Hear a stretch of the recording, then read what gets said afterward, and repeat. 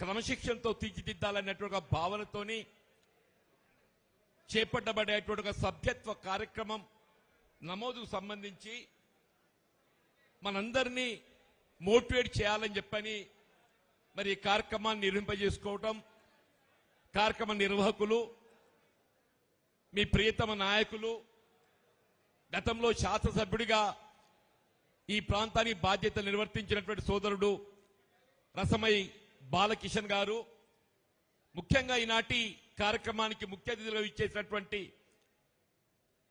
BRS party శాసనసభ పక్ష ఉపనాయకులు, తెలంగాణ రాష్ట్ర ఉద్యమ రథసారథి కేసీఆర్ గారి వెన్నంటి తెలంగాణ సాధనలో ఏదైతుందో ఉద్యమ బలోపేతం కొరకు పాటుపడి ఇవాళ దశాబ్ద కాలం ఏదైతుందో ఈ తెలంగాణ రాష్ట్రాన్ని తీర్చిదిద్దడంలో కృషి చేసినటువంటి మిత్రులు హరీష్ రావు గారు, కార్యక్రమంలో పాల్పంచుకుంటున్నటువంటి మా సోదరుడు సీనియర్ శాసనసభ్యులు మాజీ మంత్రివర్యులు శాసనసభ్యులు గంగుల కమలాకర్ గారు, మా మిత్రులు మాజీ మంత్రివర్యులు అట్లాగే మాజీ పార్లమెంట్ సభ్యులు, ప్రస్తుతం స్థానిక సంస్థల శాసన మండలి సభ్యుడు సోదరుడు ఎల్ రమణ గారు, సోదరుడు హుజురాబాద్ శాసనసభ్యులు కౌశిక్ రెడ్డి గారు, ముఖ్యంగా మన నియోజకవర్గానికి ఈ సభ్యత్వ నమోదులో సమన్వయం చేసి అందరినీ కలిసికట్టుగా ముందుకు తీసుకుపోయే బాధ్యత నిర్వర్తిస్తున్నటువంటి రవీందర్ రావు గారు, గెల్లు శ్రీనివాస్ గారు, మా సోదరుడు మాజీ మేయర్ రవీందర్ సింగ్ గారు, ఇక వేదికను అలంకరించినటువంటి వివిధ హోదాల్లో ఉన్న స్థానిక ప్రజాప్రతినిధులు, ముఖ్యంగా స్థానిక కార్పొరేటర్ ఇతర ప్రజాప్రతినిధులు, ఇలా మానకొండ నియోజకవర్గ నలుమూల నుండి తరలి వచ్చినటువంటి బీఆర్ఎస్ శ్రేణులు, ఉద్యమ నాయకులు, అంటే నిజంగా మిమ్మల్ని అందరిని చూస్తుంటే ఇలా రాబోయే ఎన్నికల్లో బీఆర్ఎస్ గెలుపును ఆపడం ఎవరి తరం కాదు అని చెప్పి నేను మనం చేస్తానని చెప్పంటున్నాను. నేను ఈ మధ్య మొన్న హుజురాబాద్ నియోజకవర్గం, వేములవాడ, సిరిసిల్ల ఈ నియోజకవర్గాలన్నీ కూడా ఈ సభ్యత నమోదు సంబంధించి పర్యటించడం జరిగింది. ఎక్కడ పోయినా ఇదే ఉత్సాహం అని చెప్పంటున్నాను. అక్కడ కేటీ రామారావు గారు, ఇక్కడ హరీష్ రావు గారు అని చెప్పంటున్నా. వారిద్దరూ జంటగా ఏదైతుందో ఇవాళ కేసీఆర్ గారికి ఎడమ కుడి భుజాలుగా నిలిచి ఇవాళ బీఆర్ఎస్ పార్టీ బలోపేతం కృషి చేస్తున్నారు. ఇవాళ అందరం కూడా చెప్పంటున్నాను.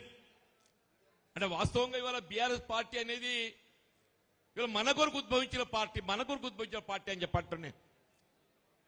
ఇప్పుడు రసమై బాలకిషన్ గారు ఒకప్పుడు ఏదైతుందో రాష్ట్రం ఏర్పడక ముందు మన మానకొండ నియోజకవర్గం ఏ విధంగా ఉండే, కేవలం ఏదైతుందో ఈ ప్రాంతం అంతా మెట్ట ప్రాంతం, వర్షాధారంగా ఆధారపడి ఏదైతుందో ఆరుతడి పంటలకు మాత్రమే పరిమితం ఈ ప్రాంతం, ఈ ప్రాంతం అంతా జలమయం చేయాలనే ఒక భావన సంకల్పంతో కేసీఆర్ గారు ఏదైతున్నదో ఉమ్మడి రాష్ట్రంలో సాధించలేని వీళ్ళ ప్రాణహిత నదీ జలాల మళ్లింపు అని చెప్పంటున్నాను.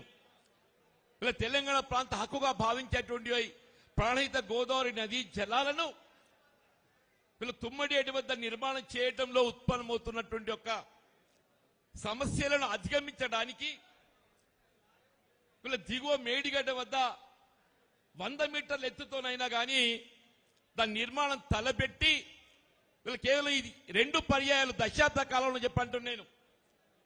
యావత్ తెలంగాణ రాష్ట్రం ఇవాళ కేవలం ఆదిలాబాద్, నిజామాబాద్, కరీంనగర్, మెదక్, వరంగల్ జిల్లాలో పరిమితం కాదు. రంగారెడ్డి జిల్లా, హైదరాబాద్ నగరానికి ఏదైతుందో త్రాగునీటి పారిశ్రామిక అవసరాలు కూడా తీరుస్తూ ఏదైతుందో నిర్మాణం చేపట్టే ఒక ప్రాజెక్టే వీళ్ళ కాళేశ్వరం ప్రాజెక్టు. 2 పియర్స్ కుంగిపోతాయి, 2 30 మాసాలు గడుస్తుందా, 30 మాసాలు గడుస్తుందని చెప్పంటున్నాను.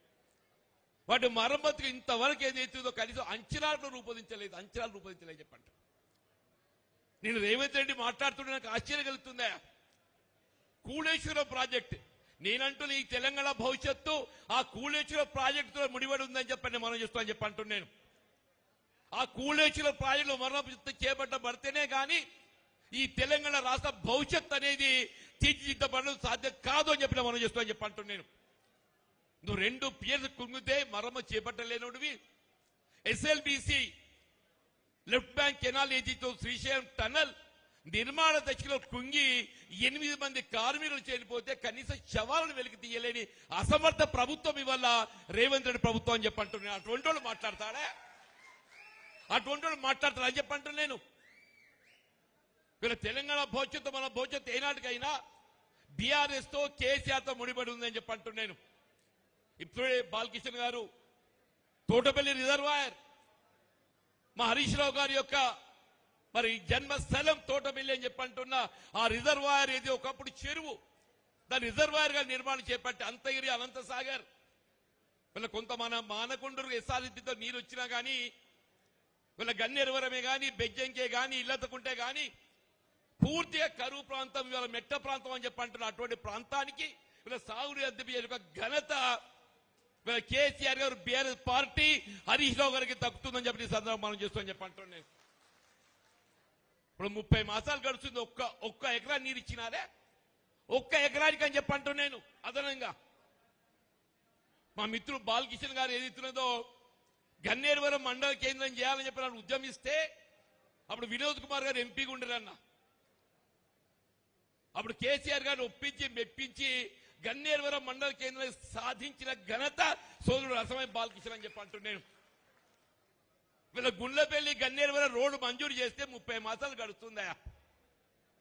గుండ్లపల్లి గన్నేరువరం రోడ్డు మంజూరు చేయబడి అన్నాడు కేసీఆర్ గారు ముఖ్యమంత్రి మంజూరు చేయబడితే 30 మాసాలు గడుస్తుందా? ఏమైంది రోడ్డు అయినా అదే? నేనేమంటూ ఇప్పుడు చూస్తున్న పరిస్థితి మళ్ళా రసమ ఎమ్మెల్యే అయితేనే కానీ అది ఏతాడు కలవడతలేదు అని చెప్పి అంటున్నాను.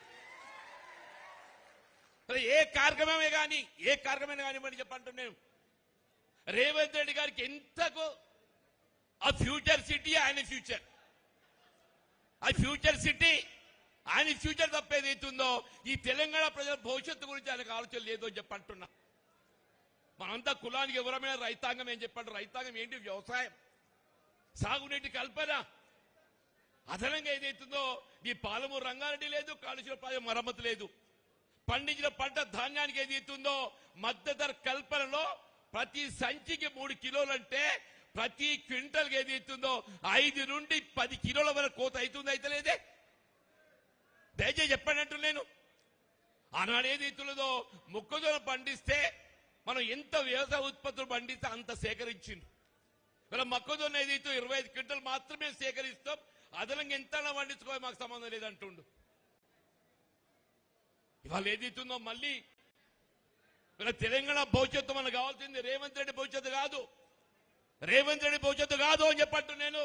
తెలంగాణ ప్రజల భవిష్యత్తు, ఈ రైతాంగ భవిష్యత్తు మనకు కావాలి. ఈ రైతాంగ భవిష్యత్తు అది కేసీఆర్ గారితోనే ముడిపడి ఉంది, బీఆర్ఎస్ పార్టీతో ముడిపడి ఉంది అని చెప్పి మనం చూస్తున్నాం. ఇక్కడ ఉన్న అందరము ప్రతి ఇంట్లో ఒక విద్యార్థి ఉంటాడే, ప్రతి ఇంట్లో ఒక నిరుద్యోగ యువత ఉంటాడని చెప్పి అంటున్నా.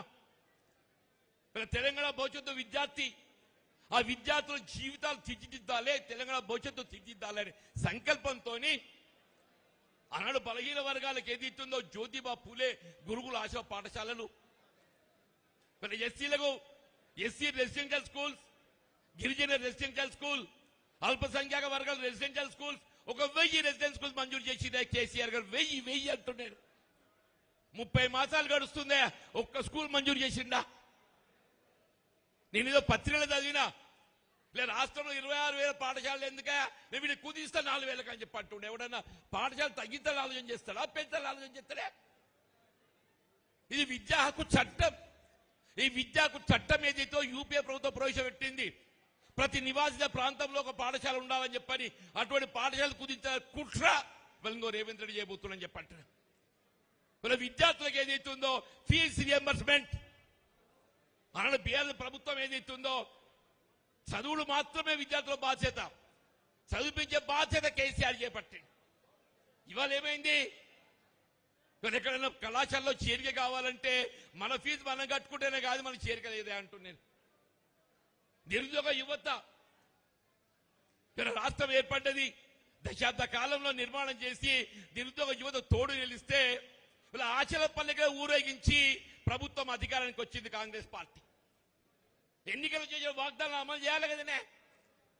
మొదటి 2 సంవత్సరాల 3 లక్షల ఉద్యోగాలు కల్పిస్తా అని చెప్పిండు. కల్పించింది 17,000 అని చెప్పంటున్నా. నిన్న ఏదైతున్నదో 19,000 కానిస్టేబుల్ ఉద్యోగాలుంటే కేవలం 5,000 నోటిఫికేషన్ ఇస్తున్నారు, 5,000 నోటిఫికేషన్ ఇస్తున్నారని చెప్పంటాం. ఉద్యోగాలు ఖాళీ లేక కాదు, ప్రభుత్వాన్ని చిత్తశుద్ధి లేక, ప్రభుత్వ చిత్తశుద్ధి లేక చెప్పంటున్నా. ఇలా నిరుద్యోగ యువత అన్నాడు రాహుల్ గాంధీ గారిని పట్టుకొచ్చిందే, ఇవాళ పట్టుకరా. ఇవాళ మీకు ఏదైతే అశోక్ నగర్ కానీ చిక్కడపల్లి కానీ సందర్శించడానికి ఒక ధైర్యం రేవంత్ రెడ్డికి ఉన్నది అని అడుగుతున్నాను. ఈ రాష్ట్ర భవిష్యత్తు ఇలా బీఆర్ఎస్ పార్టీ కేసీఆర్ గారితో ముడిపడి ఉన్నది.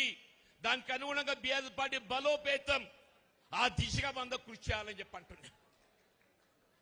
ఇలా ఆడబిడ్డల గురించి మాట్లాడతాడే, నేను కోటీశ్వరులను చేస్తాడు.